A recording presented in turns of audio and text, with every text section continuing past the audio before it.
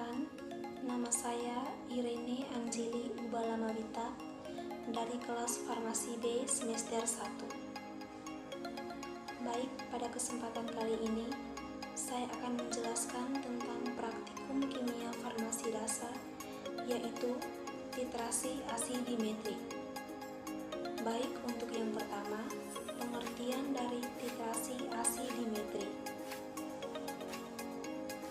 Asidimetri adalah pengukuran atau penentuan konsentrasi larutan asam dalam suatu campuran. Biasanya dilakukan dengan jalan titrasi bersama larutan basah yang telah diketahui konsentrasinya, yaitu larutan baku dan suatu indikator untuk menunjukkan titik akhir titrasi. Yang kedua, tujuan titrasi asidimetri. Tujuan yang pertama, dapat mengetahui cara membuat larutan standar HCl 0,1 N. Tujuan yang kedua, dapat mengetahui standarisasi larutan HCl. Tujuan yang ketiga, dapat mengetahui prosedur standarisasi. Tujuan yang keempat, dapat mengetahui kadar NaOH yang diperoleh dari proses titrasi. Yang ketiga, proses atau prinsip kerja titrasi asidimetri. Penetapan kadar asam sitrat dan asam salisilat berdasarkan reaksi netralisasi dengan menggunakan metode asidimetri dan menggunakan larutan baku NaOH sebagai titran dan dengan penambahan indikator fenoftalein di mana titik akhir titrasi ditandai dengan perubahan warna dari bening. Yang keempat, prosedur kerja laboratorium titrasi asidimetri. Untuk yang pertama, alat. Alat yang pertama, kaca arloji. Alat yang kedua, neraca. Alat yang ketiga, botol timbang. Alat yang keempat, labu ukur 100 ml. Alat yang kelima, labu ukur 250 ml. Alat yang keenam, corong. Alat yang ketujuh, batang pengaduk. Alat yang kedelapan, pipet gondok. Alat yang kesembilan, pipet tetes. Alat yang ke-10, buret 50 ml, dan alat yang ke-11, statif dan klem. Yang berikut bahan.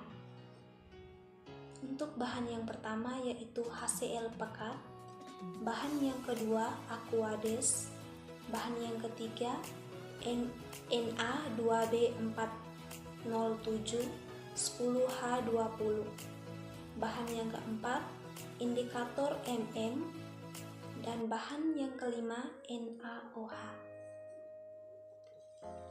Baik, untuk prosedur kerja.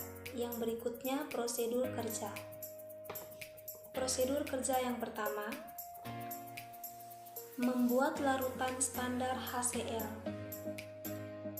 Langkah pertama, pipet 2 ml HCl ke dalam labu ukur 250 ml. Langkah yang kedua, tambahkan Aquades hingga tanda batas tutup botol dan homogenkan. Yang berikut, standarisasi larutan HCl dengan boraks. Langkah pertama, timbangan 9,55 gram boraks. Larutkan dengan Aquades ke dalam labu ukur 250 ml.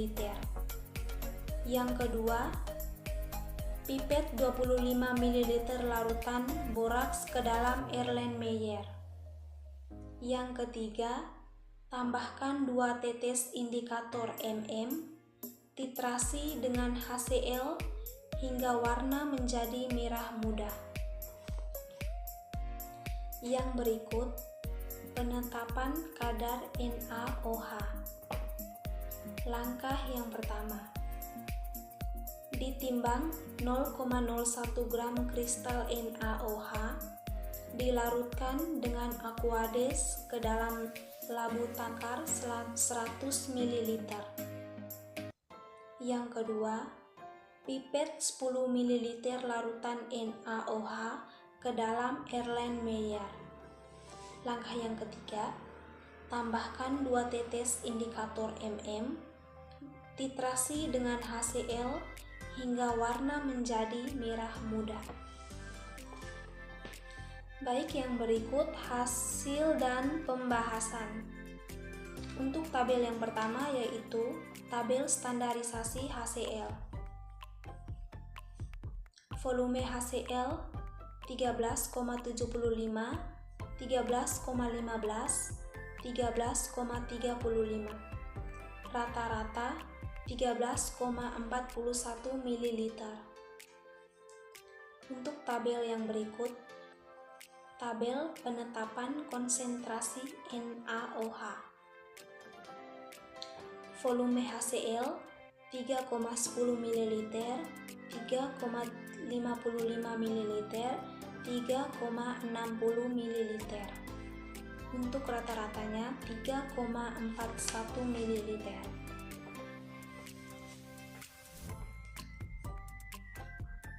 Baik, pada percobaan asidimetri ini digunakan boraks Na2B407 10H20 0,1N sebagai larutan standar primer, HCl sebagai larutan standar sekunder, dan metil merah sebagai indikator.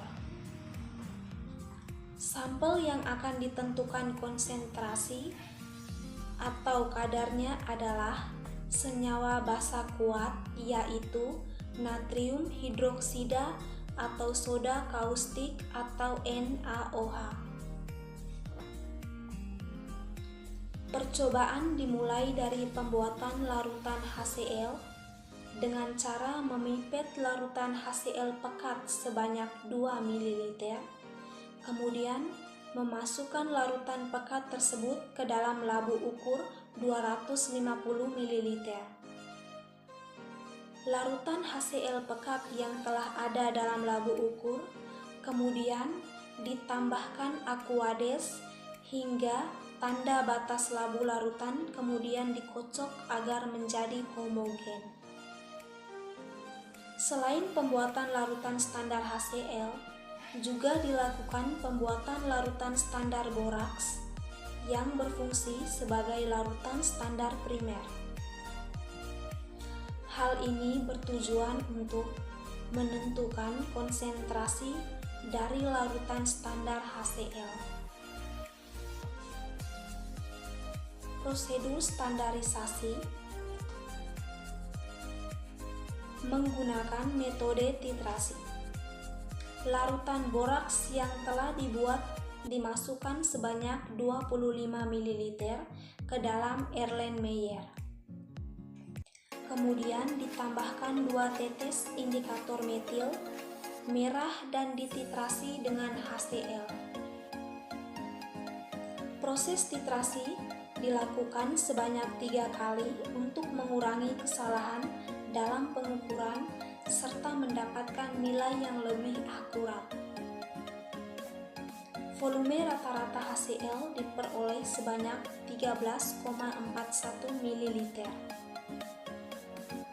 Dari proses standarisasi HCl, maka diperoleh normalitas HCl dari perhitungan sebesar 1,5 kali 10 pangkat negatif 4N, maka HCl siap dijadikan titrat untuk menentukan kadar NaOH. Yang berikut reaksi dari proses standarisasi HCl dengan boraks. Na2B407 10H20 tambah 2 HCl dihasilkan atau menghasilkan 4H3BO3 tambah 2 NaCl tambah 5H20. Baik, hanya itu saja yang dapat saya jelaskan. Sekian dan terima kasih.